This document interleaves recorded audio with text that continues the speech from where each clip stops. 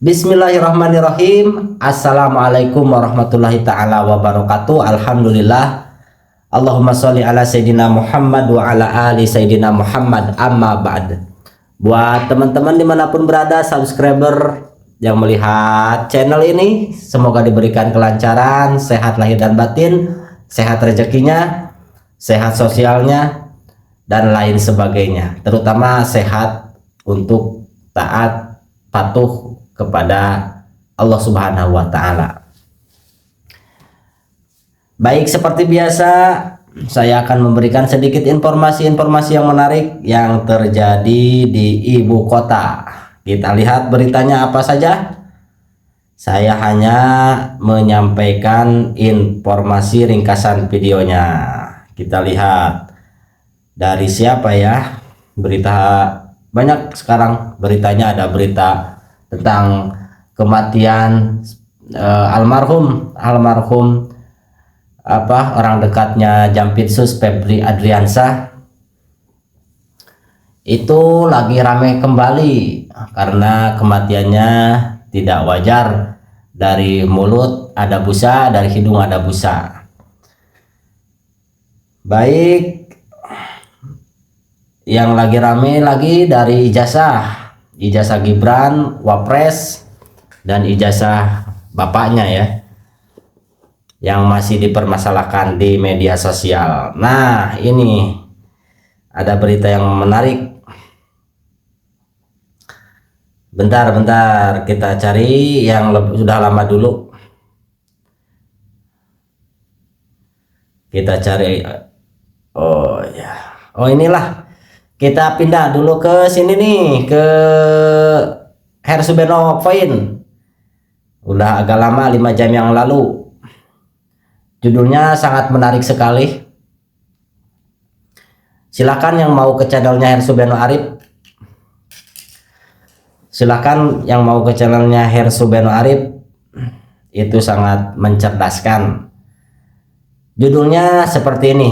Pemerintah ambil alih utang kereta cepat WUS, tanda seru. Bom waktu proyek mercusuar warisan Jokowi. Nah, seperti itu. Kan dulu sudah mewanti-wanti ya, tetapi gimana? Sudah dikasih tahu tidak mau mendengar ya gimana? Masa kita harus? Janganlah. Cukup kita itu menyampaikan. Nanti kalau tidak berubah atas yang kita sampaikan, sudah cukup, itu sudah gugur. Dalam artian gugur apa istilahnya ya, sesama manusia untuk saling mengingatkan, kita sudah cukup. Baik, kita ringkas videonya seperti apa. Di sini ada videonya, kita ringkas. Silakan yang belum subscribe ke channel saya, dibantu di subscribe biar tambah rame, tambah naik.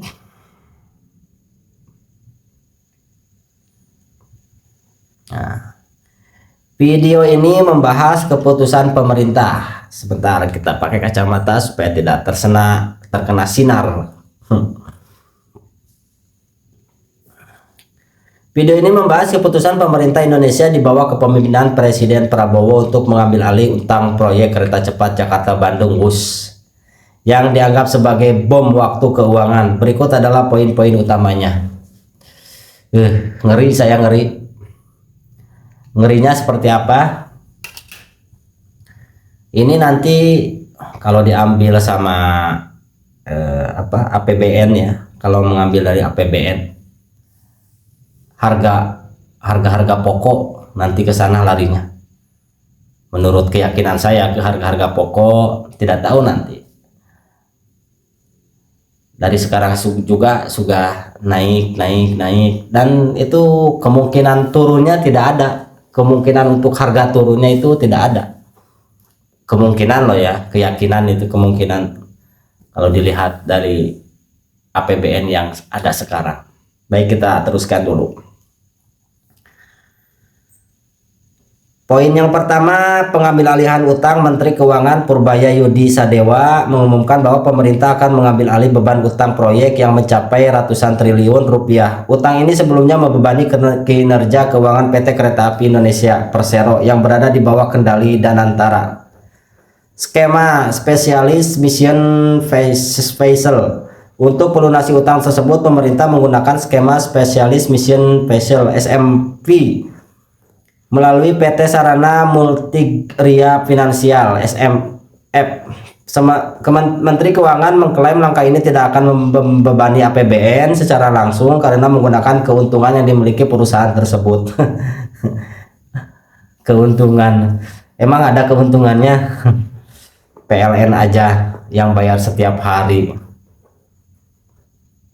masih rugi, dengan PLN saja yang masyarakat itu bayar setiap hari tidak pernah nunggak. Kalau nunggak kan dimatikan lampunya, itu masih rugi. Beritanya kemarin-kemarin.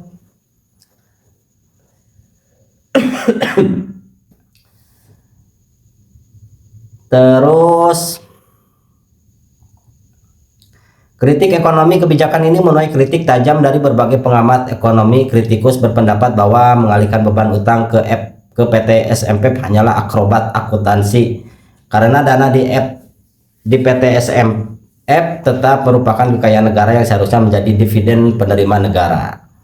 Tugas utama PT SMP adalah pembiayaan sektor perumahan, sehingga pengalihan ini berisiko mengganggu program perumahan rakyat. Risiko fiskal tidak benar-benar hilang, melainkan hanya berpindah kantong. Konteks historis, proyek ini disebut sebagai kutukan warisan era Presiden Jokowi. Awalnya diklaim sebagai proyek business to business (B2B) yang tidak akan mengganggu anggaran negara, namun pada akhirnya pemerintah terpaksa turun tangan karena pembengkakan biaya cost efficient. Secara keseluruhan, video ini menyoroti kekhawatiran bahwa penyelesaian utang WUS melalui skema saat ini bukan apa ya, tidak ada kelanjutannya ini. Mari kita sedikit, kalau kata Rocky Gerung itu, diendapkan. Bagaimana ini kok bisa seperti ini bangsa ini?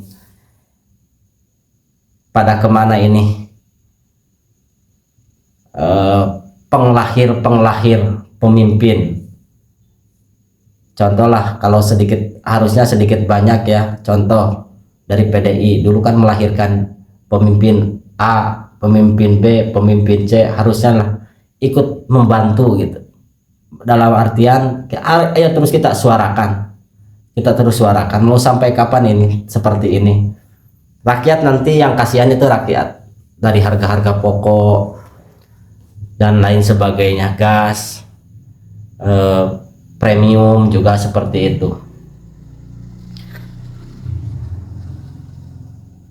Gimana ya, kita sekarang mau mengandalkan siapa ini?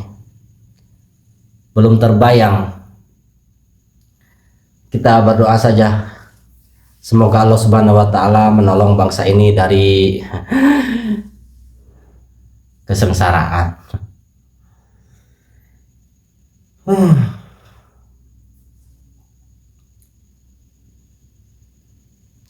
Mengapa utang WUS disebut bom waktu?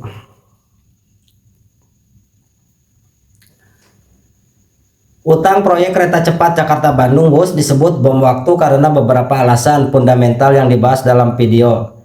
Beban utang yang sangat besar, nilai utang yang mencapai sekitar 90 triliun rupiah, dinilai sangat berat untuk dilunasi hanya dengan mengandalkan pendapatan operasional perusahaan. Ekonom bukan menyebut utang tersebut sulit terbayar jika hanya bergantung pada performa bisnis WUS sendiri. Menggerus kinerja BUMN. Beban utang ini sebelumnya membebani PT Kereta Api Indonesia PT KAI yang memimpin konsorsium, meskipun kinerja operasional PT KAI moncer. Laba perusahaan anjlok hingga 73% karena harus menanggung kewajiban utang tersebut. Jika dibiarkan, ini berisiko membuat PT KAI ambruk dan memicu resiko gagal bayar cross default pada proyek kereta reguler lainnya. Betul ini. Pemindahan beban akrobat akuntansi, pemerintah kini mengalihkan beban utang ke PT Sarana Multigeria Finansial SMF melalui skema spesialis mission pisel. Kritikus menilai ini bukan solusi fundamental, melainkan hanya memindahkan kantong risiko dari ke satu BUMN ke BUMN lainnya. Podo wae, bahasa Jawanya podo wae. Potensi gangguan program lain karena tugas utama PT SMF adalah pembiayaan perumahan, pengalihan utang. Ini dikhawatirkan akan mengganggu program andalan pemerintah lainnya, yaitu pengadaan perumahan bagi rakyat. Nah, ke situ larinya. Makanya ayo dong Pak Prabowo, tolong dengarkan. Di luar sekitaran Anda berbicara seperti apa? Banyak para pengamat, banyak para ekonom. Ayo mendekat dan dengarkanlah apa istilahnya, apa yang mereka khawatirkan. Kalau bisa ya tarik, dalam artian jangan suruh masuk ke kabinet karena sudah banyak kan kabinetnya. Taruh aja di luar. Istilahnya yang lagi rame itu kabinet bayangan, tetapi dalam artian positif untuk membangun narasi-narasi atau mengcounter narasi yang dari kabinet Anda sendiri. Sekian dulu, terima kasih, semoga ada manfaatnya. Silakan ke channelnya langsung Hersubeno Arif dan channel-channel yang lain supaya kita nambah wawasan agar kita tidak seperti orang dulu. Ini buat kita generasi penerus, ayo merapat agar kita tidak dibodohi terus. Terima kasih. Sampai jumpa lagi. Assalamualaikum warahmatullahi taala wabarakatuh.